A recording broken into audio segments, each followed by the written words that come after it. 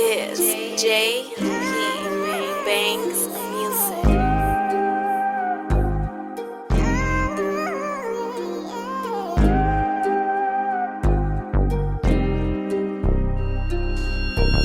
When you're sticking to the script, it's a lonely road. Before they left the hole and tank, the big homie told.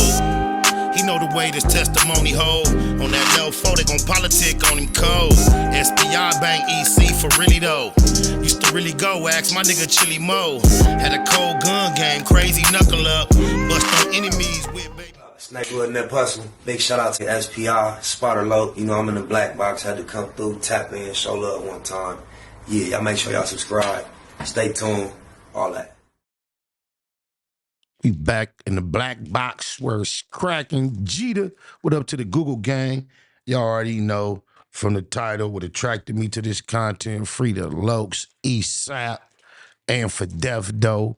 With no further ado, let's see what my keyway been up to. And in Florence, a shooting killed a man and injured 2 women overnight. Deputies found the victims in the 1400 block of East 77th Street just before 1 o'clock. All 3 went to the hospital where a man was pronounced dead. Both women have already been released. The LA County Sheriff's Department says there is no information on any suspects or if the shooting was gang-related. Linked to the South LA gang Florencia 13. Massive burglary ring busted tonight. Authorities have arrested 2 suspects accused of at least 30 break-ins across Southern California. In today's video, we're going to be speaking about a situation that would happen between the East Coast Crips and Florencia 13, to where a triple shooting would leave 1 man dead and 2 others wounded. And we're also going to break down how the suspects would be from East Coast Crip, and they would also be charged with 30 plus burglaries. But let's dive right into it. In the early morning of August 19th of 2017, around 12:45 in the morning, a shooting would happen on the 1400 block of East 77th Street. And as you can see, the shooting would happen in the red circle, and this would be in 7-6 East Coast Crip territory. And on that day, 5 people were on bikes traveling south on Parmley Street, and they would take a turn onto 77th Street. That's when somebody in a white Jeep Cherokee would approach, and they would get into an exchange with the people on the bike.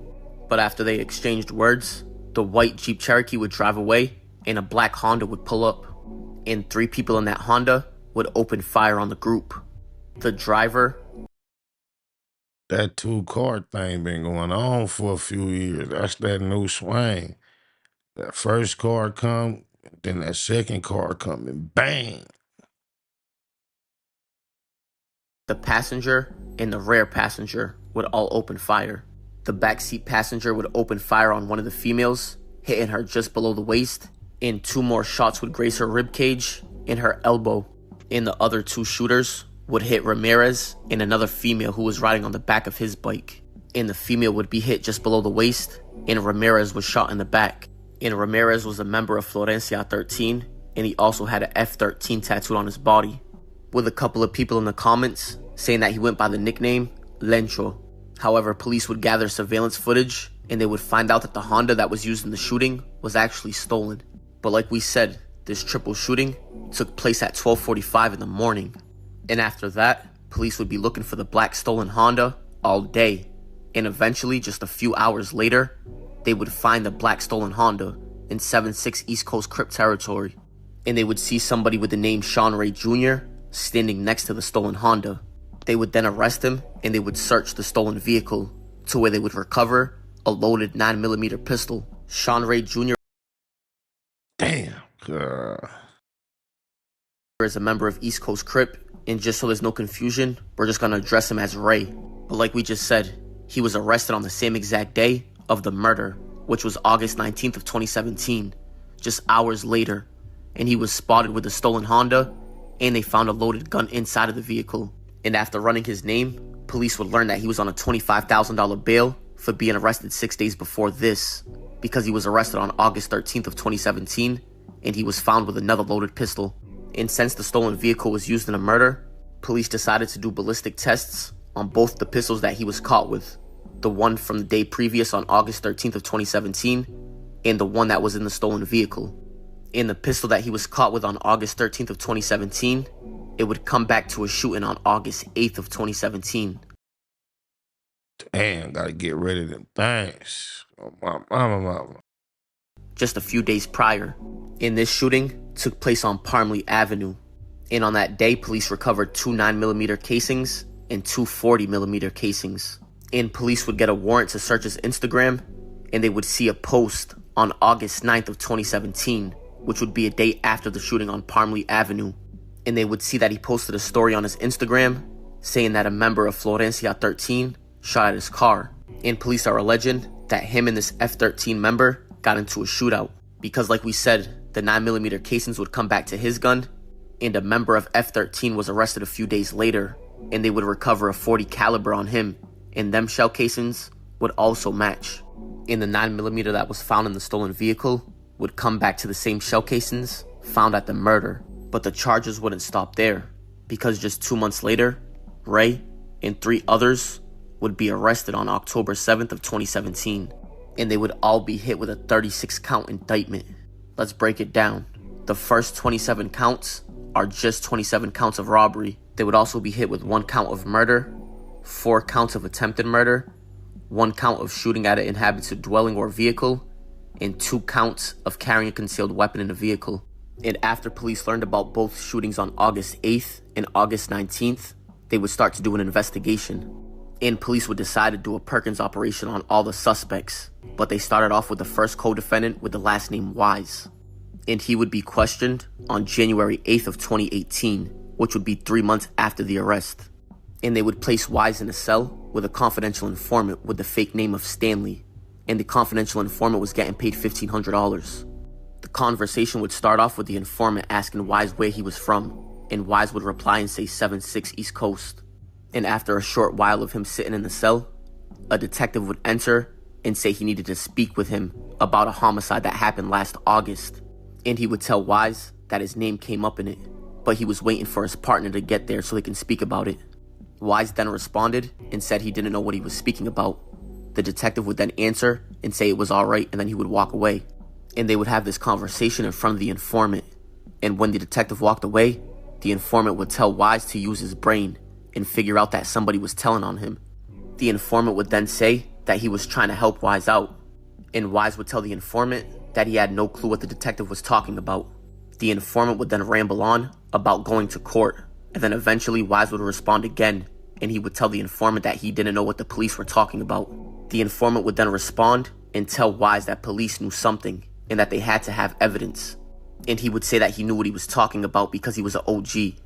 He would then say, at the end of the day, they got you on a homicide. Use your mind and consider things like self-defense. Detectives would then come back and take Wise out of the cell to interrogate him. And after the interrogation, he would go back to the cell with the informant. And even though he denied the shooting 2 times to the informant, when he got back to the cell, he would tell the informant that police were talking about a shooting. Wise would then tell the informant that police showed him pictures of the vehicles used in the shooting. It's an informant in almost 97.97% of these stories. They must have dudes with tattoos. Really, I don't get how this happened. God damn. The informant would then respond and say, you have to clear me up so I can help you out, and that somebody was telling on him. Wise would then tell the informant that one vehicle used was stolen and the other vehicle was his co-defendant's. The informant would then ask which co-defendant it was, and he would respond and identify Ray as the person with the car. And he would say that Ray's girlfriend was in the front seat and that she was also in jail. The informant would then ask Wise if there were 2 people in the back seat, and he would ask Wise what happened to his gun. Wise would then respond and say that his gun jammed, and he would say that the other person that was with him was Godbolt, and he would say that the female's name was Sierra. So now he just told the informant that 2 vehicles were used, and 1 was stolen and 1 was. They be slipping informants up under niggas who too solid to actually talk to the system. That's why you gotta not talk to nobody. I'm like, for what? What do you get out of telling somebody anything about what you did? They don't know, they don't know. We don't say nothing about that little shit. You always talking about that little shit you did. We don't say nothing about that big shit we did. We just see each other and nod. And you know what it is. Rays. He would then identify Ray and identify Godbolt and the female, and he would also place himself in the vehicle as a shooter. The informant would then ramble on for a few minutes about snitching, and eventually Wise would cut him off and say, "I was in the back seat." The informant would then speculate and try to convince Wise that Godbolt was the snitch. And after this conversation, the detectives would take Wise out of the cell again, and they would interview him another time. And this time they would tell Wise that they had witnesses and people who placed them in the back seat of the vehicle that did the shooting on August 19th. Oh, they cold, they crafty. See how they did that? I wonder if he ever figured it out that they didn't have no witnesses. They got this information from the nigga I told. That's crazy. They scandalous. They thinking way faster than y'all. Man. And that these same witnesses said that Wise was shooting out of the window. And detectives would also say that they identified Wise as being present during the shooting on August 8th of 2017. And what's crazy is that the detectives were lying. As you can see in red, it says neither statement was true. And Wise would deny both charges, but either way that wouldn't matter because he was talking to the informant without even knowing. And that conversation that he had with the informant would make the detectives' evidence way more solid, because now they would know that the stolen Honda was definitely used in the shooting. They would learn that Wise was in the back seat. They would learn how many guns were used, and they would also learn that Wise's gun jammed. And he would also place Ray and Godbolt on the scene. They would then take Wise back to the county jail, and the next person they would interview would be Godbolt, which would be 4 days later, on January 12th of 2018. But this time they would use 2 confidential informants, and one of them happened to be Stanley, which was the one that was talking to Wise. They would then place Godbolt back in the cell with the informants, and they would ask him where he was from. He would then respond and say that he was from East Coast Crip, and that they were trying to give him a life sentence for some robberies. Godbolt would then say that he was in there for 22 robberies and a home invasion. They would all three then continue to talk about the 22 robberies, and then eventually the conversation shifted to talking about guns. Godbolt told the informants that he was 19 and hoped to be home by the time he was 30. And Godbolt would tell the informants that he's never been to jail before. And shortly after, the detective working the case would come to the cell and introduce himself. He would then tell Godbolt that he wanted to speak with him about a murder that happened in Compton last year, and that he had to wait for his partner to arrive. And once the detective walked away, the informant would tell Godbolt that somebody was snitching on him and somebody threw his name under the bus. Godbolt then responded and said this is crazy, and that one of his homies got caught with a gun, and it got him shaken. And the informant would say that he was speaking from experience and that somebody was telling on him. And even though Godbolt never been in jail, he would agree with the informant. Detectives then took Godbolt out of the cell and they would interrogate him. And this right here is where things get crazy, because as you can see right there in the bottom paragraph, while he was being questioned by detectives, they would falsely tell Godbolt that they found his DNA in the stolen vehicle. Godbolt would then deny it and say he didn't know anything about any gangs and that he never been in the car during the shooting. And this is where things get even crazier, because detectives... Them white folks crafty. They plan on y'all intelligence. Say, assuming you ain't sharp enough. Shh, cold system. would even go as far as to show Godbolt a fake DNA test report. And after they were done interrogating him, they would place him back in the cell with the informants, and the informants would ask him if he was doing all right, and he would respond and say he was straight. That fake DNA and all that should be illegal, man. That's too much. Informants would then ask if people were snitching, and Godbolt would respond and say, yeah, people put my name in it. And Godbolt would even tell the informants that detectives found his DNA in the vehicle. The informant would then ask him who they shot, and he would say it was somebody from Florence. The informant would then ask Godbolt if he had a feeling of which one was the snitch, and Godbolt would say yeah. And he would say again that they had his DNA, and that they interviewed everybody, but he... That's deep. Got him having feelings about his crimies and his homies. Damn, they scandalous. I've been there before, cuz I was out of town though, and I wasn't tricked by no detectives, but me calculating out of who I was closest to in this crew, I figured that the person who had to tell on me, and I rushed cuz Kiko Minshaw in Huntsville, Alabama. Come to find out once we started going to court and all that, he hadn't told. I had to apologize, but I sure rushed him. You still around, Kiko, man? Tap in. Where you at? Kiko Man Shaw, Huntsville, Alabama. Anybody know him? Black ass Kiko. Wasn't telling them anything. Godbolt would then tell the informants that they found no gun.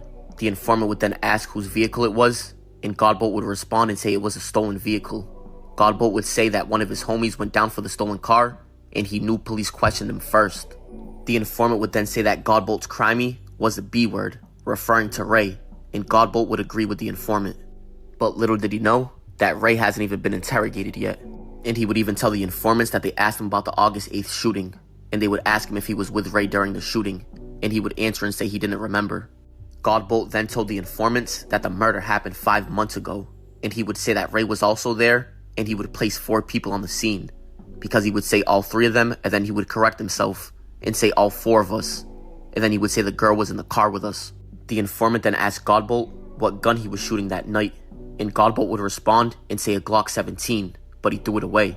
The informant then asked him how many people were shot that night, and he would respond and say that somebody died, and he would also say that I hit somebody for sure. I hit somebody for sure that night. Godbolt would then tell the informant that all they got on him was him being in the vehicle, and that's not good enough evidence, and that he could have been in the vehicle a day before that for all they know. But little did he know, he was being recorded by a confidential informant. Godbolt would then tell the informant that Ray He think they got DNA. They don't even got DNA. That's fucked up, man. was arrested with a stolen vehicle, and they found him with a firearm that was used in the shooting. And the informant would tell Godbolt that Ray had to be snitching and ask for a deal, and Godbolt would agree. But Ray didn't snitch or ask for a deal. And if you remember correctly, this would be the same informant, Stanley, that got Wise to think Godbolt was telling, and now he's getting Godbolt to think Ray was telling. And it even went as far as the informant convincing Godbolt to beat up Ray if he came across him. And the last thing he would tell the informant is that the girl was driving, and that all 3 of them were hanging out the window shooting. And eventually, they would take Godbolt back to the county jail. And the last person to be hit with the Perkins operation would be Ray. And his situation would happen on January 17th of 2018, which would be 5 days after Godbolt. But this time, they would use an informant that said he was from Chicago.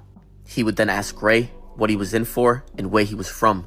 And Ray would respond and say he was from East Coast, and he was in there for a home invasion, and that I'm trying to picture myself in jail.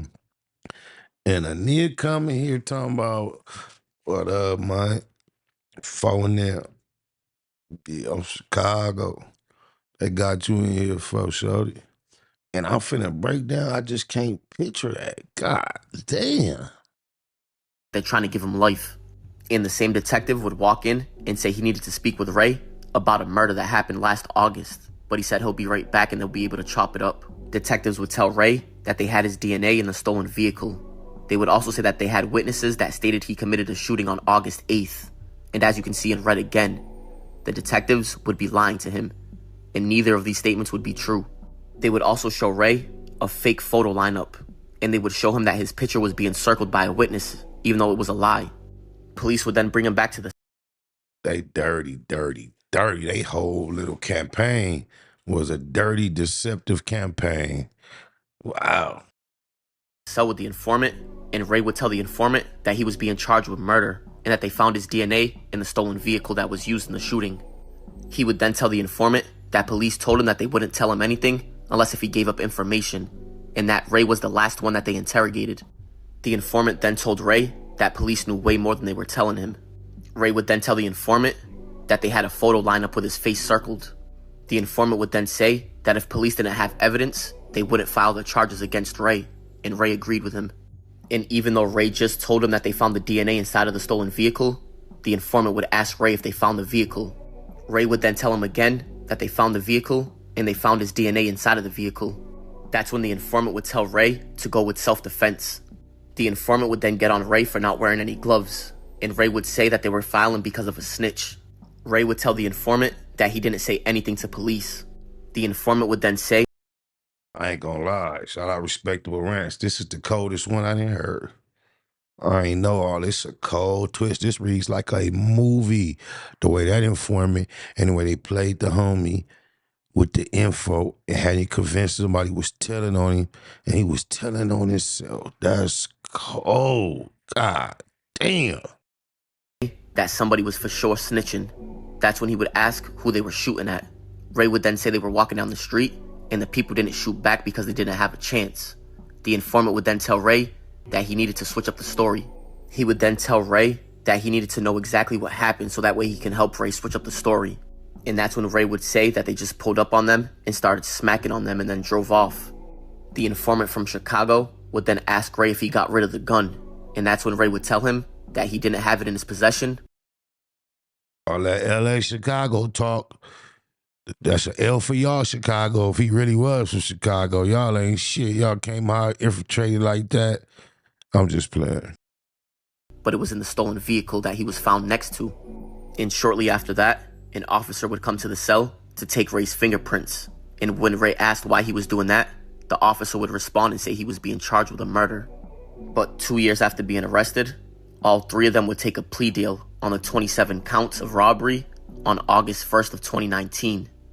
And on that same day, they would be found guilty by a jury on the rest of the counts, which would be 1 count of murder, 4 counts of attempted murder, and 1 count of shooting at an inhabited dwelling or vehicle. And they would take a plea deal on the last 2 counts of carrying a concealed weapon in a vehicle. And we're gonna start off with Ray's sentence first, and he would get 270 years to life. In Godbolt, God damn.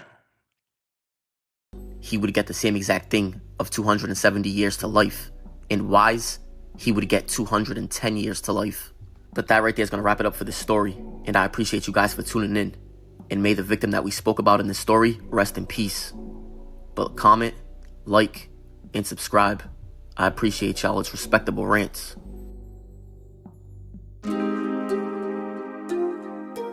SPI exclusive. This is JP Banks Music.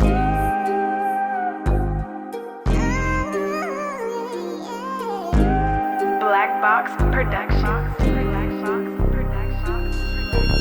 When you're sticking to the script, it's a lonely road. Before they left the hole, tank the big homie told. He know the way this testimony hold. On that low 4, they gon' politic on him cold. SPI Bank EC for really though. Used to really go, ask my nigga Chili Mo. Had a cold gun game, crazy knuckle up. Bust on enemies with baby double up. Back and forth with the main streets on 98. Q97, me and Lil Johnny Ray. Posted up on Colton with a big ratchet. Way before Lil Wayne threw on that snitch jacket. Walked the yard with Slim Bag, what up Big Drac? Gave them back they L cuz you did that. Love my lokes even if we don't interact. Lil Mont, Baby Psych and Lil Black. EC. That's on EC. Purchase your EC. EC. EC. EC. SPI EC. exclusive. EC. 97th Street, smack dead in the Middle East. Fuck the police for King Ron and Lil Reese. Tell the truth, SP3 never lack rhymes. Sometimes feel I might die behind my rap lines. We ain't in Malibu now, we in Maui. Baby Pie, EC, Bear, me and Wowie. Nico, Kiko, EC Red. Still can't believe Frankie and CC dead. Come to putting in work, did more than a little dirt. Airbrush shirt. Big Milk, Lil Merc, Lil Box, Baby Ant, both souls, all the coops. First Street to 24 when we call the troops. Lost a legend when we buried Bug. Coach love to the riders that carry cuz, never seen it coming. Was a little foul, still took heart though. My hat off to Lil Owl, EC. EC. EC. EC. EC. EC. EC. EC. Baymax Business. EC. Big Spot and Lil Spotter both got an Ezel. Tiny Spotter got 19, rest in peace, Ezel. Shouts to the females representing EC. The brownies to the quotas, rest in peace, TT. Big Tommy son on the 7, that's Day Pops. Me and mine never bow down to J-Box. And that's the coldest crip a nigga ever met. Coldest crip I ever heard about, better yet. 33rd Neverary, only time a nigga ran. On the land, go ask my nigga Ran. ECG unit came up a little short. Got told on by that nigga Lil Show. Went on TV, the homies did BT Ugly. Got love for Infinite and Lil EC Buzzy. For death though, that mean to my dying day. EC, that's all I've been trying to say. EC. EC. EC. EC. EC. EC. EC. EC. Black Box Production. EC.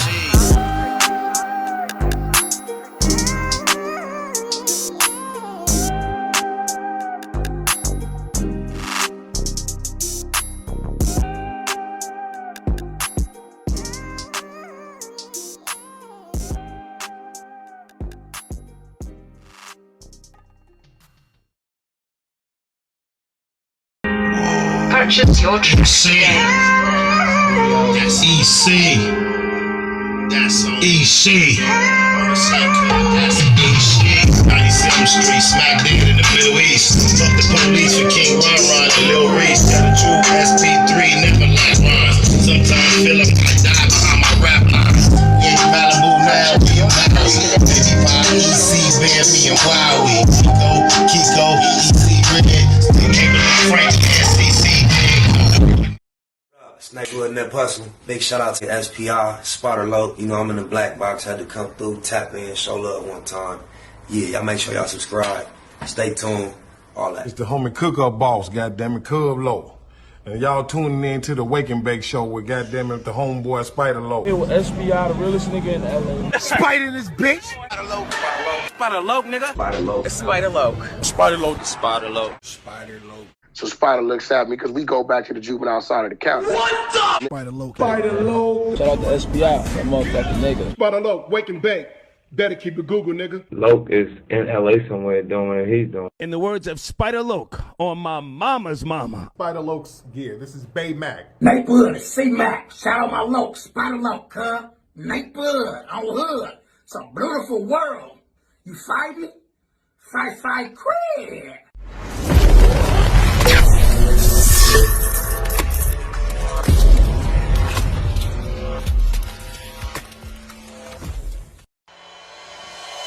Point blank, do no subliminal dissing. When I listen, I can tell you never been on no mission. Sticking to the script, don't care if I offend you. Neighborhood crib, the marathon I overlook my competition, never seeing them. I done trained my mind that I'm going. You could tell by how I walk, talk, I'm a boss. A Eastside millionaire, homie, what you thought? My life is a movie. They can't get close to me. They mad cause they can't be. I'm everything that they wanna be, yeah. You are now in the Black Box. Whoa. With Spider Loke, Most Easty, aka BJ Keyway, and the Google Gang. Let's go!